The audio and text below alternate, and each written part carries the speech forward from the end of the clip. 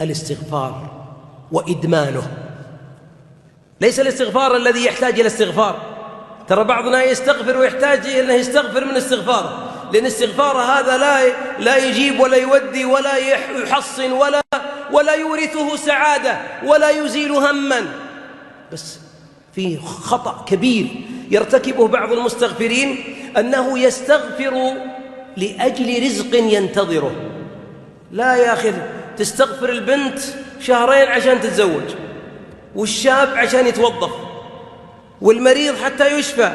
الاستغفار طلب المغفرة من ذنوب خلت لا تعلمها الله يعلمها، في كتاب لا يغادر صغيرة ولا كبيرة إلا أحصاها. كم من ذنب منذ البلوغ إلى الآن والله ما نحصرها.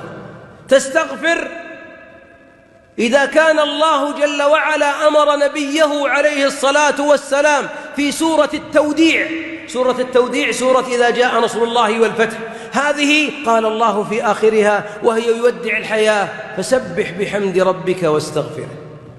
أمحمد بأبي هو وأمي عليه الصلاة والسلام يؤمر أن يستغفر، فلهذا كان يقول: سبحانك اللهم ربنا وبحمدك اللهم اغفر لي. محمد صلى الله عليه وسلم يؤمر بالاستغفار والتسبيح، وأنا وأنت ما نستغفر. الاستغفار طلب المغفرة، فإذا طلبت المغفرة وأدمنت ذلك في كل ساعة وكل دقيقة، كان من نتائج طلب المغفرة أن يزيل الله عن قلبك كل هم وكل غم، بل ويرزقك من غير ما تحتسب.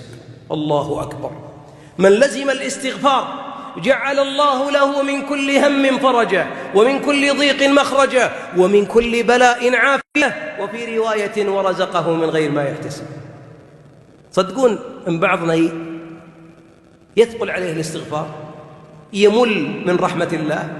مثل بعضنا إذا رفع يديه يدعو ماذا؟ اللهم اغفر لي وارحمني، وقف، خلص، انتهت الرغبات، ما عندك طلبات، ولا عندك لأمة الإسلام دعوات، وليس عندك هم يزال ولا مرض يدفع ولا بلاء قد يقع بك تسأل الله أن يدفعه عنك. أمور كثيرة. بعضنا يا أحبابي مع البشر في استراحات مثل هذه الليلة يقعد إلى الفجر يسولفون: يا أخي فلان سوالفه، يا أخي تقول ماء مطر، متلذذ بسماع سوالف نصفها كلام فاضي ونصفها كذب ونصفها خميرة الشيطان. سالفة 5 دقائق صارت 50 دقيقة، وأنت تعرف أنه مو صادق وتتلذذ به. أين الله الذي سبحانه وتعالى كلامه طب للقلوب وطب للأبدان، وكلامه وننزل من القرآن ما هو شفاء للأمراض النفسية البدنية، شفاء ورحمة للمؤمنين. أسأل الله يجعل